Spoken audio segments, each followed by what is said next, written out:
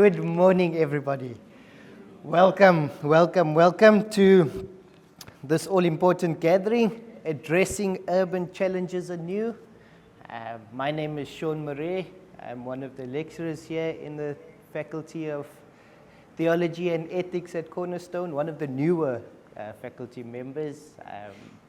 And so excited to be here together with you, to be in our new space out here in Salt River. And it's exciting that we're all here and able to join. This morning, it's a real privilege for us to be discussing this as we gather today as faith practitioners, as academics, and as community leaders. Each of us, are carrying unique experiences of the city, and yet we are all united on the shared reality that our urban spaces are filled with both profound brokenness but incredible possibility. And I think that's what is driving us to be here, right? We identify the issues and the problems that our cities are facing, but we want to make a difference. We want to see change. And so it's exciting to be here. One of the highlights of the conference brief, I'm not sure if you read it, as our cities are shaped by complex challenges: poverty, inequality, racism, corruption, and questions of identity in an increasingly digital and fragmented world. And these are not just distant issues, they are deeply personal and present in our communities we serve. So these are real lived experiences for each one of us. And yet we are not just here to simply name these problems. We want to discern, we want to imagine, and we want to participate in God's redemptive work within the city. So it's a real joy to have Prof. Stephan with us. We want to dissect and have a good look at his book, Clown of the City. I said to him earlier this morning that I grew up with my sister and we shared a room, and her favorite duvet that she had was a big clown on the duvet. It was her birthday this morning. I phoned her this morning. I said, I'm going to mention you. She says, I still have that duvet. It's in the cupboard somewhere. My children don't want to see it. But it was definitely her favorite one. But yes, we're going to have a look at Clown of the City, and we want to engage with it. And so I trust that we would all be ready with questions and thoughts and comments as we gather this morning. I just wanted to share a brief scripture with us before I open in prayer and then hand it back over to Anlena. Jeremiah 29:7. It says, "Seek peace and prosperity of the city to which I have carried you into exile. Pray to the Lord for it, because if it prospers, you too will prosper."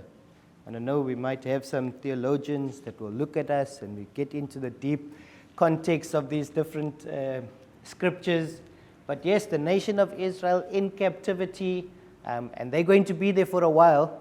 And so the Lord says, you best make the most of this. You need to set down your roots, establish, marry, raise up your children to marry. And so I feel for us, in the same light, we are in the city, we are in this space. This is what God has placed us, and we have to make the most of it. And so it's up to us to make the changes and to do what we can to best improve where we find ourselves.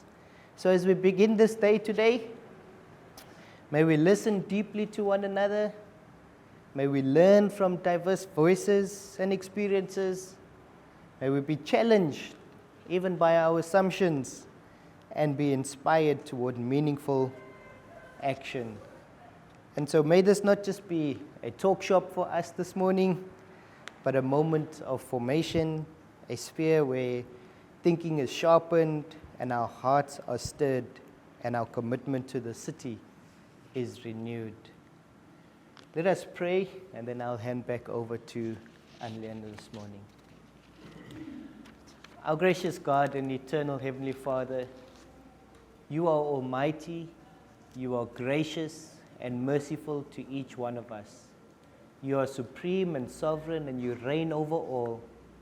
And this morning, dear Lord, we want to commit our time to you. We trust that everything that we say and do this morning will bring glory and honor to your holy name. Be with us as we look at practical ways in which your word speaks to us and how we can actively be agents of change even in our communities. We trust that you would be with Prof. Stephan and all the other contributors this morning. Help us, dear Lord, to be a blessing to one another as we strive to serve you. In Jesus' name we pray. Amen.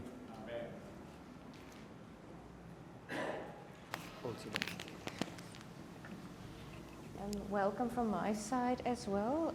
I'm the head of the Department of Theology, and it's good to see colleagues from Cornerstone. It's good to see former alumni and Cornerstone staff here, and to all of you who are students who are with us today, also very, very welcome. If it's your first time at Cornerstone, also very welcome. If you've been a long partner with Cornerstone over the many years, welcome back to Salt River. So very welcome. I want to give us sort of an overview just of what we set out to do today in the program, and then just tell you the format of what we are going to do. And then after that, I will introduce Professor Stephan de Beer, whom we're very grateful that he is here with us today.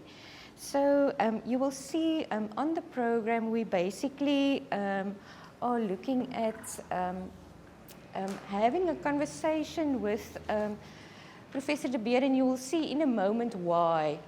Have a conversation with him in 4 sessions, naming the challenges, and then also having a Q&A with him, and then open it up for a group discussion. And we have formulated some questions we can address during the group discussions. But if the conversation flows in a different direction, then obviously we are informed with what is happening, and then we will take cues from that as well. And then after that session, we speak on learning from academics, communities, and churches. And Charmaine, who's online, will do the interview or the conversation. Then we will have a tea lunch. And then after that, we focus on fostering and sustaining life-giving practices. And then after that, looking at the theological program offering at Cornerstone Institute. So I come back to each of these sessions in a moment, just to give you sort of the broad question that we're going to address also within them. So that when you leave today, you might feel that you have been personally energized with what you are doing. Maybe a question stays with you, maybe a reading stays with you, but that you feel that some of these questions have had value to your contextual situation, or you've added value by asking us a question. So we are really grateful that you are here. In the room we have about 15 people, and online we have about 9 people, so I think we're a good group discussing things together today. So that's the format. So we will lead you through the sessions, Professor de Beer, thank you for being here. I first want to introduce you to him for those of you who are not aware of who he is. He's an urbanist theologian who directs the Center for Faith and Community at the University of Pretoria. He's Professor of Practical Theology, and his research includes theology in the African city, liberative urban pedagogies and homelessness, housing and spatial justice. Fusing research, teaching, activism and action, his work seeks to contribute to urban transformation from below, with a special concern for the city's most excluded or marginalized populations. Apart from his academic work, he's involved in social housing and housing advocacy in the inner city of Pretoria. And then just to give you a bit of background in terms of the Center for Faith and Community, The Center for Faith and Community is based in the Faculty of Theology and Religion of the University of Pretoria. Its work is envisioning healthy communities through the formation of community and faith-based leaders. It does so through practical, evidence-based theology that is change-making and life-affirming in and with local communities. Its research focuses on faith in the African city, pathways out of homelessness, social justice and reconciliation, spirituality and healthcare, and doing theology with children. It works with partners in 14 African cities. In addition, it offers 30 continued education programs involving 600 to 700 students per year, ranging from transformative urban leadership and pastoral care to youth ministry, trauma counseling and community development. It works with almost 200 non-profit and faith-based partners, supporting and documenting good practices, informing policy and supporting advocacy on a range of issues. So that is quite a mouthful. And we are honored to have you in our midst, Stephan, and thank you for spending this time with us today. So this is the book, Clown of the City, that we will engage with him on today, and it's a collation of different articles, so you can get insight of much research that they have done. And you will hear today how they also do this research to already include the community. So in that sense, this book is also on sale today for 350 Rand if you are interested. And we also have another book that focuses on Christians in the cities of Johannesburg and Pretoria, becoming in an African mega city. So there's another book, and this is 550, and apparently this one is more expensive online, 750. So if you want it today, it's 550, and this one is 350, but it's also available. Yes, greet you also, those online and also our participants here. It's a great privilege to be together. We, especially in the Theology Department, our desire is always to connect with the churches and with the faith-based organizations, and we see this as a small beginning of many other attempts that we will make to really reconnect with the churches, which is quite important. For those who do not know, Cornerstone really had its basis of formation in theological education. It was initially a Bible college, Cape Town Evangelical Bible Institute, who through processes have transformed into a private university. So we always say that the mother of Cornerstone Institute is still theology. So we really want to revive it to the level that it becomes a great force also within Cornerstone. I myself, I am Martin Kwase, also one of the lecturers here with Elnale and my colleagues. And really what I will do today is just to direct and facilitate the process. As was explained, I will have a conversation with Prof, and also at the end, we'll open up for, my approach will be, you will hear what the Prof is saying, and if you have got questions around the topics that we are discussing, we'll ask you then to ask him or to contribute. So that is how we will be spending the 45 minutes that we have.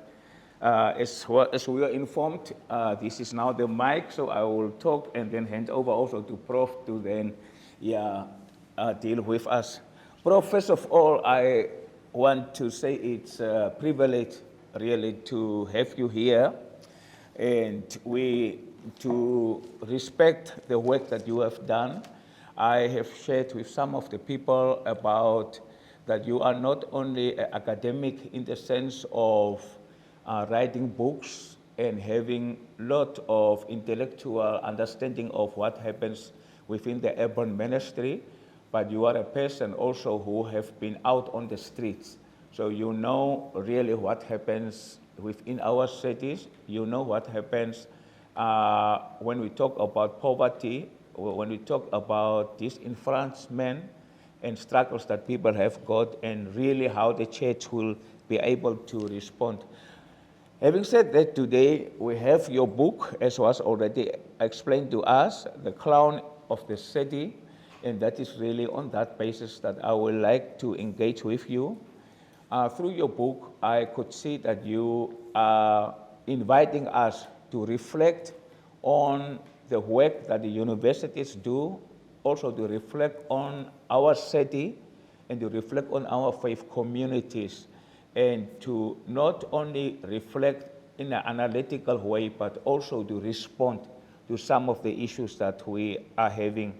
So really for me, the big issue also, as Annalay has alluded to for us this morning, as we sit here in a practical way, is really about the challenges that our cities are facing, the times that we live in, what type of challenges are we facing, and what are confronting us in South Africa as a church. I think this is really, or as faith communities, this is really what we would like to deal with. But first, Prof, I want to turn my attention in my engagement with you to the city itself. And as in your book, you have speak about the issues such as absence. You spoke about this membership. You have talked about this connection between different worlds. And these, in my view, are not only abstract concepts, they are real practical issues that we need to digest and to really talk about what it means. So when you deal with the question of these membered cities, fragmented cities, wounded cities, that is really where my interest is. I would like you to know what are in your view the deepest wounds that our cities are currently having. If you could see the wounds of the cities that we live in South Africa, what type of things will you maybe like to reflect on? Sure, thank you. Can I start somewhere else and then I'll get to that? Yes. Yeah. First, thank you so much. I'm Stephan, as you heard. And thanks. It's nice to be. It's the first time I'm actually doing something like this with Cornerstone, and I have, for some reason, a soft spot for Cornerstone, and I'm not sure why, because I think I've met a lot of people who came through Cornerstone before I engaged Cornerstone. All kinds of people, from Clint LeBrains to Lutando to Chantel Weber to two of my current colleagues. The guy who runs community engagement at UP studied here, Eugene Mashamana. And there's a town planning lecturer who studied theology here, Danielle Hill. So Cornerstone people are all over, and I always wondered, are incredible people choosing to come to Cornerstone? Or does Cornerstone have a strategy to draw incredible people? Or does Cornerstone make them incredible? Or is it just all accidental? But so, yeah, thank you. And I think there's a special, I was reading about the history again last night and realized our own center's history is very similar to Cornerstone's history. Our center started in the early 90s to respond to so many Christian ministers and pastors who did not have access to formal theological education. So that's where the center started in our faculty. Is there a problem? No. All right. So there's those kind of parallels. I joined the center 12 years ago. Before that, I worked for 20 years in the inner city. And I guess one of the big issues for me joining the university was how do you join the university and retain your soul? Yeah. And still stay connected to, and how do you steward the issues of woundedness that you talk about, the urban wound? How do you allow yourself to not become forgetful? So that the urban spaces infiltrate the city or the university, and that the university gets disrupted deliberately so, whether it's a university with 60,000 students like ours or a Cornerstone, that we allow ourselves to be disrupted by the wound of the city, whatever that wound is. So those were important. And then just in the intro to today, I saw your focus is about theological leadership, training people to be theological leaders. And for me, this is quite, because I'm often thinking of after our bachelor's and diploma students, and I'm listening to our final year students when we discuss topics, sometimes it feels to me that we are really failing them. We are not helping people to think theologically. So they come to their final year and they still think culturally. You already know what the white student will say and what the black student will say, and it doesn't necessarily come from a theological place, but how we've been socialized. So how do we help people think theologically about all kinds of things? And then the wound. Now that's a difficult question, and maybe it would have been better if everybody joined into that conversation. Maybe just the stuff that I'm working with mostly is the spatial wound. And in Cape Town, it's so clear, the spatial woundedness. I was with a friend in Luanle on Saturday to the Migrant Labour Museum, and it's just reminding one again of the spatial wound. But the spatial wound is not disconnected from trauma, from the psychological. It's all connected somehow. Yes. And so how are we, in our theological training, thinking about how cities were shaped? How a city like Cape Town got shaped? The spatial fabric is still with us. We still live in the apartheid city. Sometimes there's new apartheid, there's new colonialisms. And it's manifesting itself physically, but also in terms of our relationships, also psychologically. It's also deeply internalized often. So that would be my starting point. Yes. And so, I mean, when you deal here with theology, you deal with psychology, you deal with education. I mean, didn't Ashley study here first, Visagie? Or not? I think so. Anyway, he did his PhD recently, and I mean, his concern is about the educational injustices and inequalities. That's one of the things you're about. Is it just training teachers, or is it training people who will actually transform the way education works in our country? Where, what, 30%, what's the statistics? 35% of kids drop out before they get to matric. Very little research that I see that follows up on those kids that have dropped out, which is that there's a singer, a Dutch singer who lives now in Witstrand, Stef Bos.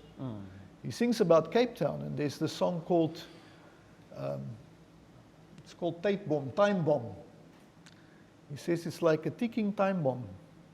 It just ticks, ticks, ticks, whilst young people are without a future. 35-40% of young people, their employment. So those to me are all wounds.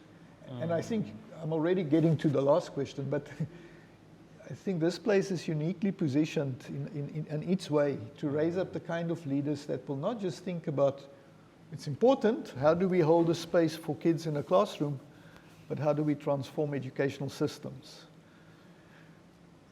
And how do you bring theology and the entrepreneurship department together? Because I think the other thing, and that's a conversation I had with people the last few days, is that faith-based groups are often dependent on the state, and when the state fails us, the incredible work some people have done are having to close down. There's a huge crisis in Gauteng where Mr. Lesufi has defunded 200 non-profits almost overnight, and there's huge speculation that there's a direct link between getting money into the party coffers to make sure that the ruling party in Gauteng still rules. Now, it works in different ways in Cape Town, of course. It's not necessarily different. And the wealthy church. So that's another wound, Yes. a big wound. Yes. Is that the church just reflects the same things that we see in society. There's no difference. That's perhaps the deepest wound that people like us should deal with. What do we do with the church and with our deep woundedness in how we are not sharing resources? Because if the state fails to get to the party as they should, The church can hold all the faith-based groups working in the city because there's enough resources, but fails to do so.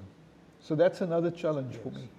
And how do we help people that we prepare to wrestle with these issues, but also to become people that can create self-reliant types of stuff out there that doesn't depend on the institutional church or government, that figure out ways to do it. And I think we haven't done that yet. You know, we train people to read the Old and the New Testament, sometimes not even contextually well. They can critique it, they can deconstruct it, and then they're often bankrupt on the other side of that. Yeah.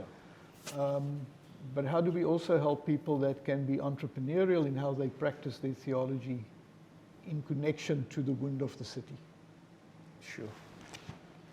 Yeah, thank you very much, Prof. I think you have already just at the beginning helped us to reflect deeply and critically around the issues of woundedness. And I do appreciate especially where you brought out the kind of theological education that we are preparing students for, but also the churches, the type of churches that we are sitting in, and who either are wealthy or are rich in one or other sense, and are just propagating the same type of concepts that do not really transform our communities. When you talk about structural wounds or structural realities, it really drew my attention to ask about the issues of, for instance, in Cape Town, where we have the violence, drugs, and poverty, as you have said, this poverty that you see we have two cities in one, and so on.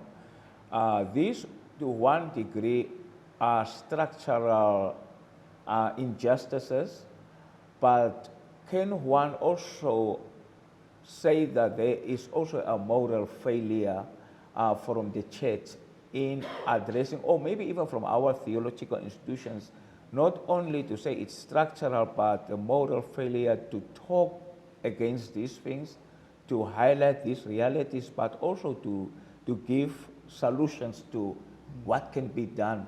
So that I want to say, is the church prophetic enough really to raise its voice to these things so that the kings can listen to what they are saying?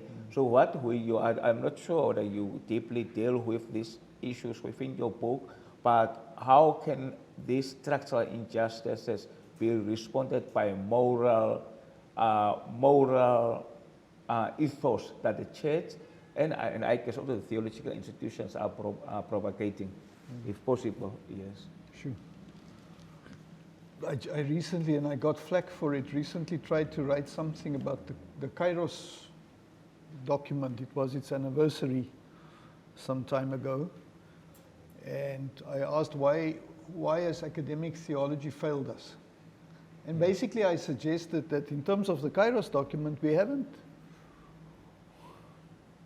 It's not so much different today from the 80s in terms of not nurturing prophetic leadership coming out of our theological schools. People get degrees, but are they prophets? Yeah. And troublemakers and people that will create the kind of, that will dismantle systems that are not. There's also a mismatch. So that Christians in the cities of Joburg and Pretoria is the thing I've interviewed 61 faith-based leaders. In most, I don't know if it's the same in Cape Town. In Joburg and Tshwane, definitely, in the informal settlements, the churches pitching up in the informal settlements are not the mainline churches. It's the Pentecostal charismatic churches who are flexible, fluid, they pitch up in those spaces. But sometimes theologically, and I mean it's stereotyping now, because I know examples, especially in Cape Town, where it's not the same. But stereotypically, in the old days, it would have been the mainstream churches that would have given birth to the Kairos document, to a certain kind of theology that deals with systems. Whilst Pentecostal charismatic theologies would often have people, you know, it's focused on salvation and year after. So there's a powerful, so here's the question, there's almost a theological mismatch. The people that faithfully pitch up in some of the most struggling parts of the city do not necessarily have theologies that help them think systemically about stuff, so that they can prophetically engage in evangelism and social justice. Yes. And the other guys simply don't pitch. And they might have wonderful. So one of the conclusions of my book is that I found amazing people doing amazing stuff. If you listen to this, I realized in Soweto, I've been to a woman's house where I was supposed to interview her. She just started to tell her story, and after 30 minutes she asked me, when do you start to interview me? And I said, I don't have anything to ask you because this was just so powerful. In her house, she started a little church with young people who were using substances. And how she describes it is she invites them into her kitchen, gives them tea and bread. They go, they come back. They go, they come back. They become disciples. They quit their substance use. 3 of them now started their own churches. I said to her, I don't have anything to ask you because what you are talking about in 30 minutes is a theological, educational model that we don't do. You start with somebody that is using heroin and you walk with them until they start a church. I mean, that is discipleship on steroids, and you take people right through. I don't think a church on a Sunday I would like to go there because that's not my spirituality. But the results, the liberative results. And then I met people that have signed Kairos and drafted Kairos. But it's orthodoxy, it's talk. Yeah. So I'm also mentioning just this tension. Yeah. And I think there are some interesting new, and I think that is what we also should have. And I can't remember your question now. I'm just talking. No. It was just as you are saying. I just wanted to throw the parallel, as you said, about the injustices. Prophetic. Yeah, and then how the moral values that is the church failing because we say it's structural injustices. That's what we know about it. Yeah. But are we prophetic enough and so that the government can listen to us? And our theological training really grooming people to be of such. Yeah, I don't know. So our training space is schools of prophets. And what does it mean? Do we... And there we probably need to find ourselves, and I think that will be in the next question. But who are we in solidarity with? Who help us be prophetic? And if we lost that, there are many people who are prophetic, or who are in the trenches struggling. And how do we learn from them? And how do we bring them, invite them into our classrooms to help us? So that we can be helped by them to bring the Bible into conversation with some of the very even effective. I mean, I often recently, because I happen to have met 2 people who were the sidekicks sort of Zaki Ahmad in the Treatment Action Campaign, Mark Haywood and Sharon Ekparam. They work closely with us in different things in Gauteng. But if you think back, I mean, how many people, is it 4 million South Africans who live as a result almost of what Treatment Action Campaign achieved? And I think it's important to note that. People can live their lives because of what a social movement who was relentless and vigilant achieved. So it's possible to actually turn the tide on certain things, but it requires a certain kind of sacrifice and activism. And is the church built for that? Now, Sharon said, interestingly, she said, in the movement, one of the breakthroughs was when the church pitched up to say, the church has AIDS. Isn't it? At that moment, she said it was a breakthrough in a religious society like ours. I mean, the church... But that requires for us to understand that we have AIDS. We are poor. We commit gender-based violence. We're part of all of that. And unless we see that and acknowledge it, we cannot... But it's not us on our own. In Treatment Action Campaign, eventually the church pitched up with the activists who might not believe the same things we believe even. Yeah, thank you, Prof. I think I still have just one more reflection, and then I also will like to invite also the group to contribute a little bit towards to what we are saying. One of the things that you are passionate about in your book, and I really was astonished to read, is about the absence of the poor in dominant spaces. And now, obviously, you start with the university. I do not want to go now a little bit to the university, but you said a lot of wonderful things about silence and absence of the poor within these places.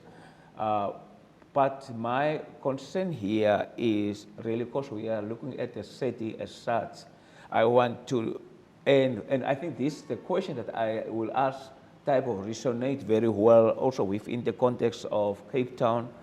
How are our cities designed, or are our cities designed in a way that exclude really and hide certain people? Are our cities of such that are built really to benefit few, to the exclusion of others, and then, if possible, especially the poor, are our cities poor friendly? Are our cities friendly to those who are at the periphery of living? Of course, you mentioned it in your book about this absence of the poor in our public spaces and like that. How do you understand, or what did you really want to say when you wanted to advocate for the poor in your book and the absence and presence of the poor in your book? Maybe if you could a little bit highlight for us your views and why you have really mentioned it. And then I think I will open up also. Yeah. Well, I don't think I have to. I think I don't have to give an answer to that because I think it's rather obvious that it's not designed. I mean, 62% of African cities, urban dwellers in African cities are living informally. I was surprised. I didn't realize that in Gauteng, only 49% of people in Gauteng live in formal housing. 51% live informally. I didn't realize that. So in some ways it's not true, because in some ways, if 51%, I mean, people shape cities from below. Self-made cities, self-help cities. So it's kind of, there is something to that effect as well, that people disrupt by the kind of things they do and the things that they create. But that's from below, without state power or access to resources. Yes. It's done by necessity. But the policies are made not by those 62%. The policies are made by the urban elite. Yeah. And how do we? So that article came from very early after I arrived at the university, realizing I don't see children. Of course, there's no homeless persons. Of course, it's a public university, but it's not public because you can't enter. I mean, Selina, you always have to struggle to get through the gates. There's nothing public about it. Of course, there will be people with mental health issues, but as soon as it's visible, you will be, in a nice way. It's a place of decency. Yeah. And poverty is not decent. Yeah. And poverty is messy.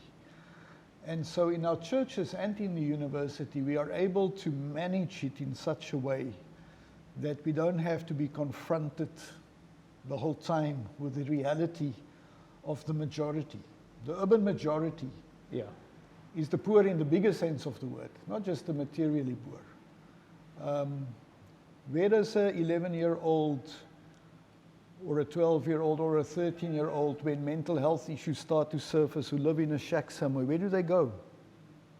There's no way, there's no place. UNICEF said 1 out of 10 adolescents in South Africa with mental health issues have a place to go to. Where does the other ones go? So for me, it's all part of that poor, and that our systems are not designed for that. Our schools are not, our neighborhoods are not, our public transport is not, the city is not.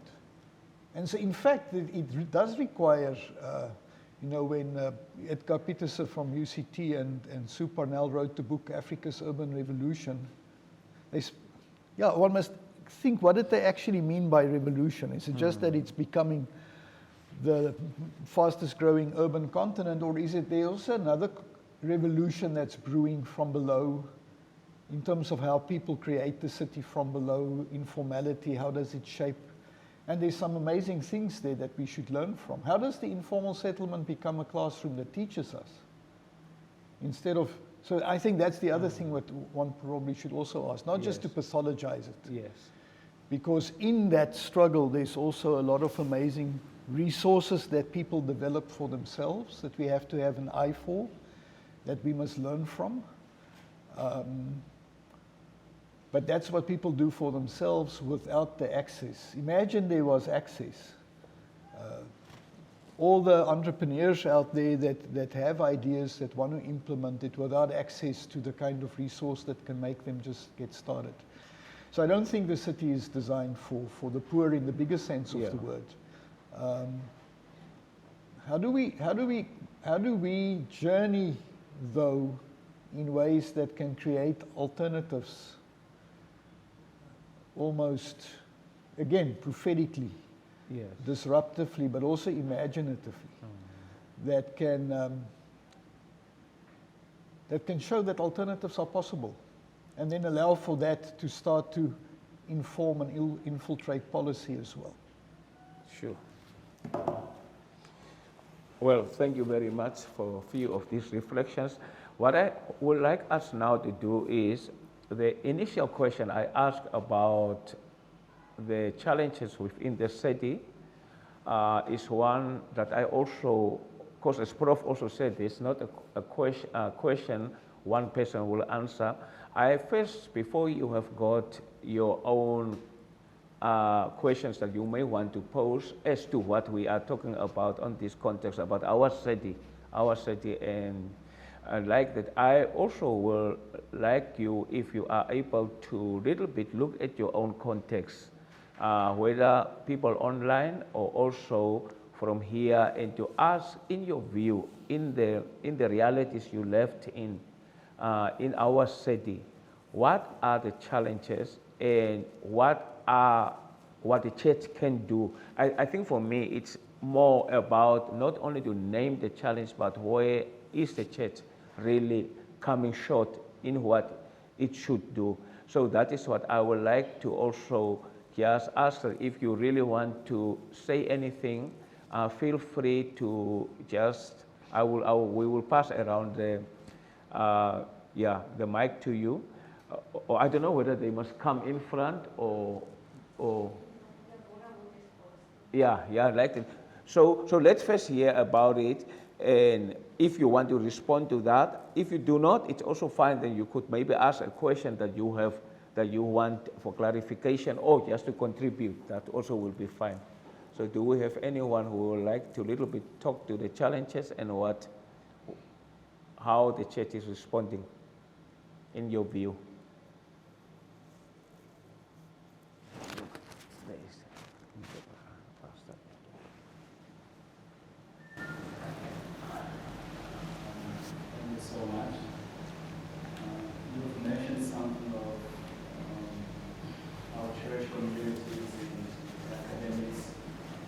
Engaging theologically within our environments or entrepreneurial places where we work. So I've seen as a pastor, sometimes when I started studying theology, we fall into a trap of dumping all the information, all the theological information we have to the people that really can't grasp anything. We talk about hermeneutics, all of the exegesis.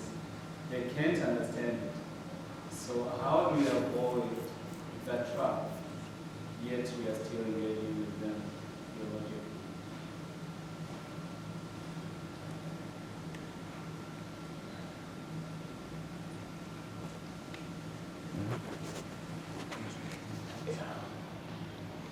It's a good question. I don't know. I mean, firstly, we have to choose not to do that stuff. I mean, those terms are not helpful out there on the streets and in our congregations.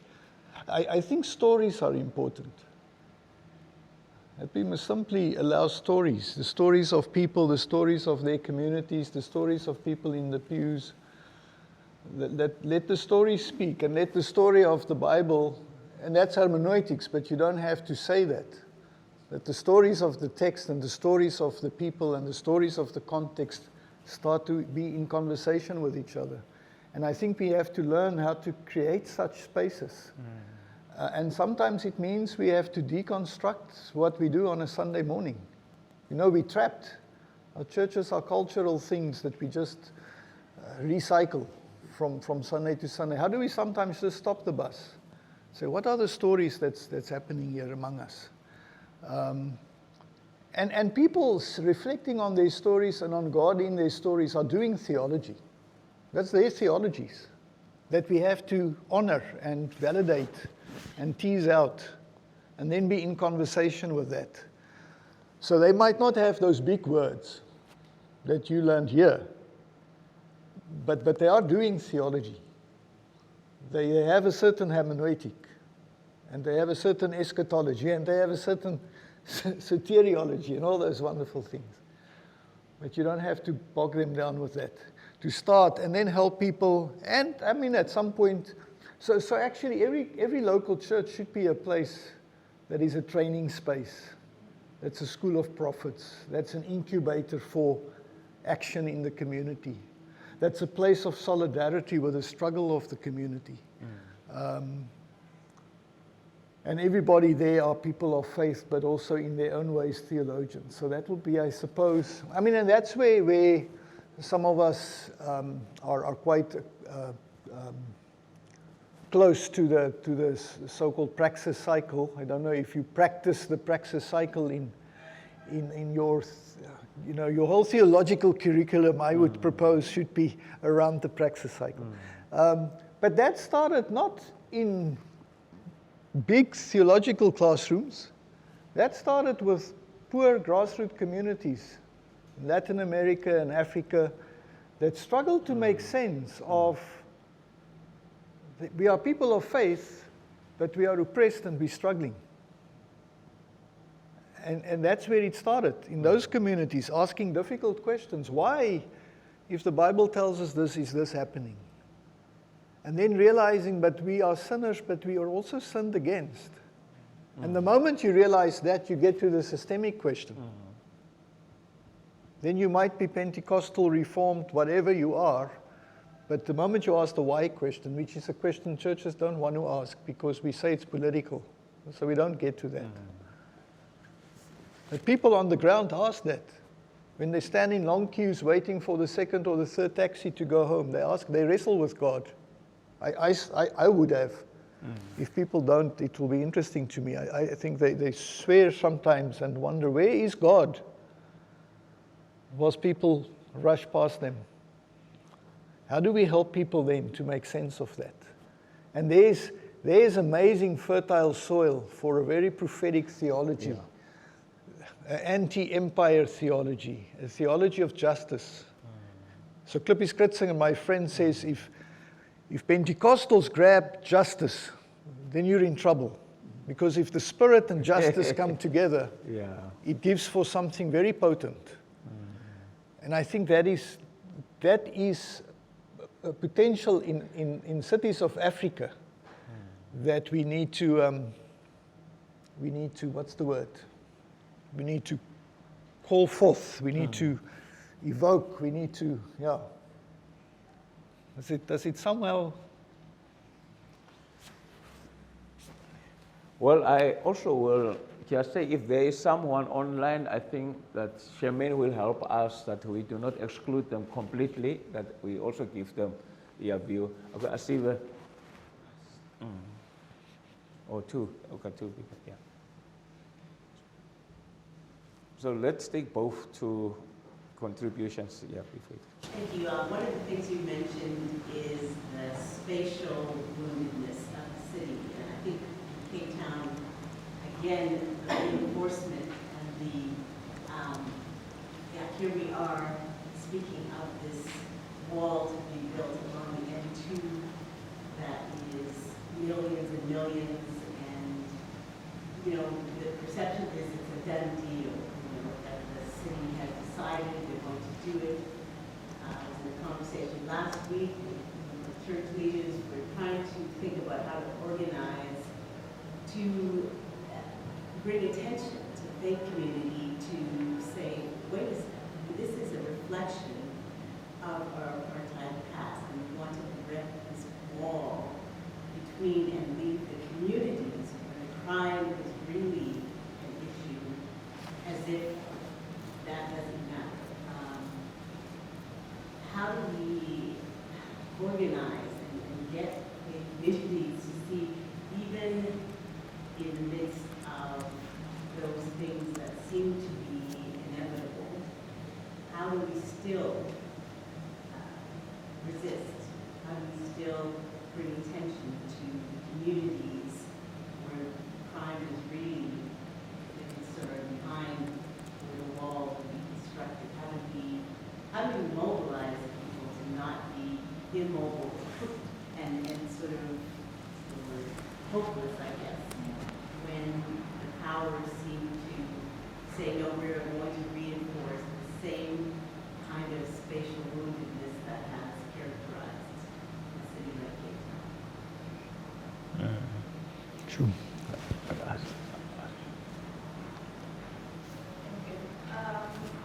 think you mentioned when you were answering the question from the Praxis. So I think the question is, when we move from, after having done theology, as he has mentioned, that we take these big words to people now, how do we break it down so that they understand it better? So now, how do we embody that theology to these people in our churches? That's the question that we should ask ourselves, and maybe that's the question that will take us to how to practice out the theology that we learned, and how do we live out and embody the theology of who God is to these people who are poor, who are hopeless, who lives in these informal settlements, and how I think the church would then be able to respond if we know how to embody instead of bring these big theology words, but instead come to it and face it in the Praxis way of embodying the theology out and making sure that we reach to the poor and to the hopeless and those who are in settlements, in informal settlements.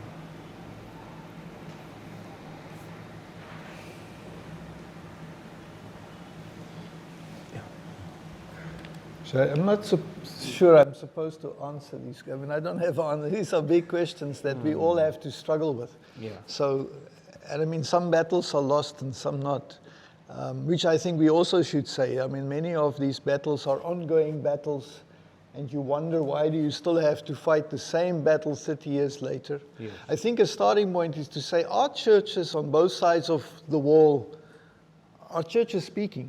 Because I think that's often, if you say mobilizing, I don't think there could be impact if it wasn't coming from, if you talk just church, from churches on both sides of the wall. And are there the kinds of relationships of trust, which in my city doesn't exist? When we have these big Laftswane things, that is always brokered by the mega churches, and then black churches come in the hope that they could get some of the crumbs that fall from the table. And that never happens. And they're also not part of shaping the conversation and the agenda.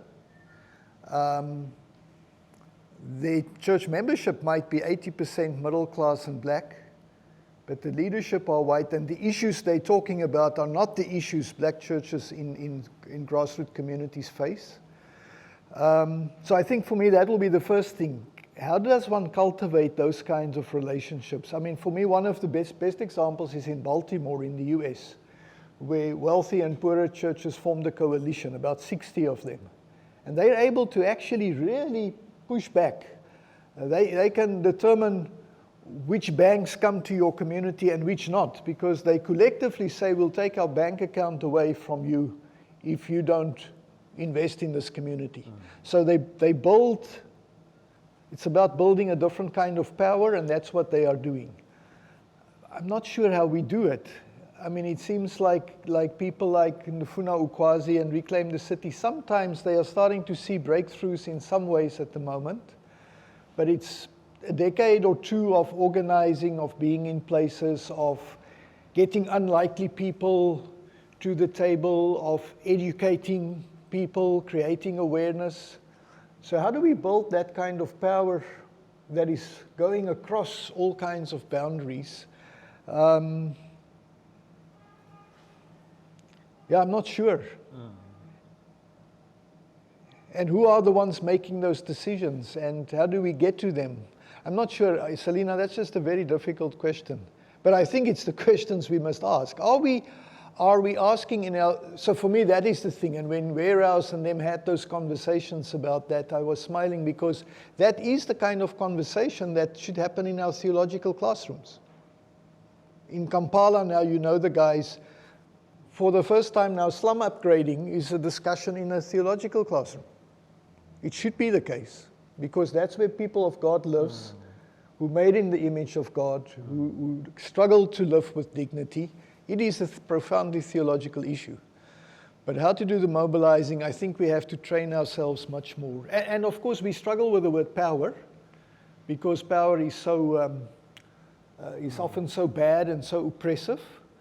So I think we have to learn what it means to build good power, to organize, to push back. And what are the different tools that we have to develop for that? We just struggle with that. And again, we're so decent as Jesus wasn't decent. I don't think Jesus was decent. And I think his disciples were even less decent. They were rough. He turned over the tables. They liked their wine too much. I don't even drink wine, but I shouldn't say that in Cape Town, I suppose. But I think we have to get our hands dirty if we want to organize and mobilize. The question of embody, I mean, the Praxis cycle, the Praxis thing is, again, it's a dangerous thing. We can do the Praxis thing we write articles on the back of the Praxis. Praxis is faith lived. It's not an academic, it's been co-opted by academics. It is faith lived. So we live our faith, and as we live our faith, we go deep into spaces. We are in solidarity with people. We ask difficult questions. We walk the streets. In Zandspruit, in Joburg, there's a guy that, the way he leads his church is by walking the streets, by facing the lack of sanitation and water, by speaking about it on a Sunday, by closing the church on a Sunday, putting masks on and cleaning the sewage. I mean, that's embodying it. And then interpreting it when you preach. So that's what we were doing. We were busy doing the good news. And then we reflect theologically, and you help people to think about sewage. Is it a theological issue? Does the Bible have any tools for us? What are we going to do about it? And so the Praxis cycle become a lived thing, that I live as a human being, that we live as a community together, constantly immersing ourselves, asking hard questions, reflecting theologically, discerning actions to be taken, doing it again and again and again, until Jesus comes. Because none of this will sadly, seemingly disappear until Jesus comes. We'll have to organize, we'll have to fight into walls, we'll have to make sure there's sewage, and there's water and sanitation in all communities, because the poor is not. Both Cape Town and Pretoria have had to send millions of rands back the last few years for informal settlement upgrading. Imagine, money from Treasury for informal settlement upgrading that's not used. It's not used. And when you send it back to Treasury, they looked what you used, and the next year you get the amount that you used. So you also get punished for the fact that you haven't used it, you get less money the next, and people live. And where's the church in that? How do we organize around that? The way in which budgets that are available, so it's not that there's no money, and that's not necessarily even corrupted. That's another story. So either it's stolen or it's not used and sent back. But both ways are equally evil in its way it affects the poor. Back to your question. Yeah. No, thank you so much. Yes, I will come now to you. And I think maybe that will be the last reflection.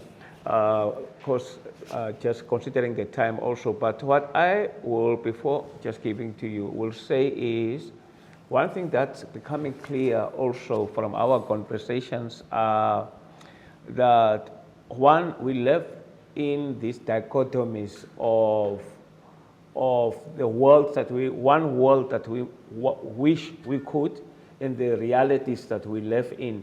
Now, also the dichotomy in the sense of the poor, and I think in your book you have said it so well also, the poor who has no voice.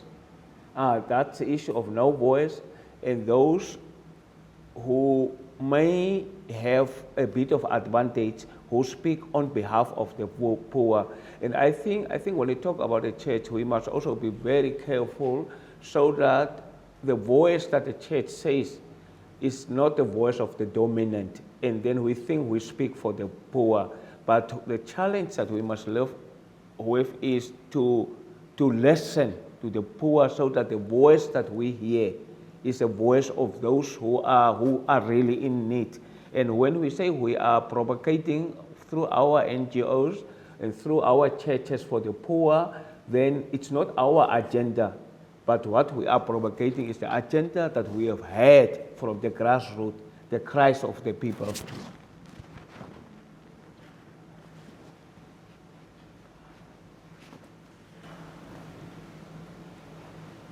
So I have two questions.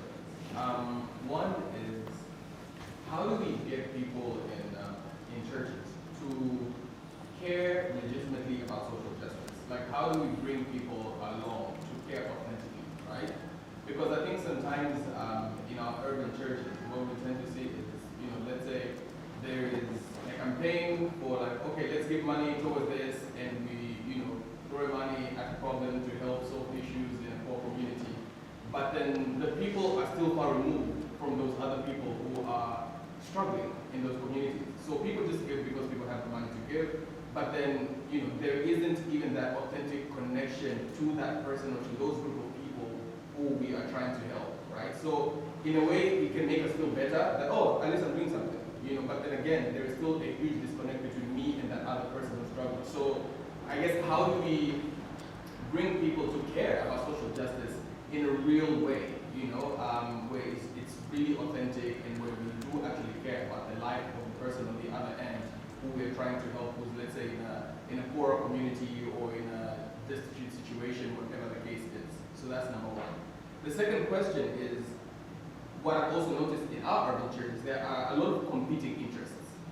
So you find that, yes, people want to engage in social justice initiatives in the church and want to help. But then again, at the same time, the church is like, well, but we also need to paint our church building because our facility needs to look nice and it requires finances. So then that also brings people in. But that's also a priority. And then yet in the community, you still find that there are people who are coming to that church who are struggling and people who are also going through issues. And so how do we strike that balance, of, yes, trying to be a good steward of the resources that you're given, and perhaps the facility is, you taking care of the facility is good stewardship, but then at the same time, there are people who are actually good with real needs and they do need help. And so how do we, I guess, strike the balance or find the right priority there, because sometimes I think it causes confusion of like, okay, so we're taking care of this building, but yet there's people here in our community. So how do we, I guess, find a good balance, to deal with such issues and such tensions? Every question is a workshop you can do again among yourselves. I don't know. That's a good question, and maybe it's because of my age at the moment. Some of these things I'm starting to think, and it's the wrong answer. But some of these things I'm starting to think. Let's find those who are converted to justice and spend all our energy with them. and not worry too much about the others. So that part of it's actually part of my answer. It's a choice. I think I'm just tired of, because it's a matter of obedience and discipleship. We're either obedient or not. There's another guy that I found in Diepsloot, and I don't think I will even survive in his church even on a Sunday morning. I mean, he's probably one of the guys in South Africa who knows how to build sustainable informal settlement churches that are self-reliant, and they build buildings and it becomes community centers. It's amazing. He started small. When he just got married, he convinced his wife to live with him in a shack in Diepsloot to start a church. That's where they started. Now they have 58 churches. He's a bishop of 58 people. But then when I interviewed him, he said in the last 2-3 months before I interviewed him, he buried 8, in Pretoria they call it nyaupe. It will be similar to tuk, I suppose, here. They killed, he buried 8 children, young children who died of drugs. At one of the funerals they were injecting, they were standing by the gravesite injecting. He didn't know what to do with it. And he called these 85 or 65 pastors together and said, we have a new plan. We're going to sell our church buildings. And he purchased land in Midrand where they're going to build a church and an FET college and a rehab center and all of that. He says, I don't want to bury young people the whole time. I want them to live. But so there's something of obedience, something of priorities. But then also relationships. Can we introduce people to each other? Can we expose people? There's a guy, he's in Cape Town, he went through one of our courses. I introduced him to the guys at Sissy Gould House, the occupation in Woodstock. Those of you who don't know Sissy Gould House, you must be friends of Sissy Gould House. And he's a very straight guy. His first thing to them is, a year ago before this course, I would have thought you're just a bunch of criminals and communists. And now they've developed, he's still, ideologically, he's still where he is. But something happened. And now the guys from this occupation, who are quite radical in their thinking, and this guy who's a property guy, have become really good friends. And they respect each other. And they're on a journey together. So can we create those? And it's the one, it's not the whole church that will sign up for justice necessarily, because it asks sacrifice. It asks obedience. It asks that we have to restructure our own choices and lives and commitments. But are there those, like this guy, who says, I want to journey with this. I don't understand half of it. I still think sometimes, and his wife still tells him, why do you mix with these guys? But he's there, and it's rubbing off on him. So he can't think in the same way as before, because now they're friends. You see, if people on the other side who are violated become your friend, it becomes different. Because when they then speak about your friends, it's my friends you speak about. So how do we create those spaces? And I think that's what we should do. It must be relational. We can preach about it every Sunday, and we have to create awareness, and we have to show the facts and all of that. But I think the conversion, so to speak, in my own life, it happened through being exposed and through experiencing a deep traumatic thing that made me just ask everything, new questions about God, faith, life. But I had to be in a situation to be confronted with the evil of injustice. And some people, some of us have not been confronted with that. Can I just before... Sorry, I wanted to start this conversation with that, but let me close the five questions that in this question of how can we name the challenges for the university, the city, etc. There are 5 questions that are becoming increasingly important to me as ongoing, hovering questions. The first one is, who am I and who are we? So I'm a white male, Afrikaans, who grew up in this country. I was not a rich white guy when I grew up. I grew up on the poorer side of town, but still, I was in one of the best schools in my city and all of that. What do I do with that? How do I steward that privilege? And not guilt. I mean, I'm becoming increasingly allergic and angry with white guilt. people operating from that because it's toxic and it's dangerous. We must deal with guilt. There's a difference between guilt and facing the benefits we had, and all of us must figure out, who am I? And then the second question is, where are we? If we want to think about the challenges, the wounds, where are we? With whom do we do theology? Who are the people that help us see? Because if we only do theology with people on this side of the wall, we will never see the people on that side of the wall. With whom do we do theology? And who do we belong to? Who do I belong to? I don't care what people tell me. I'm Africa. There's so many politically correct things going around. But who do we belong to?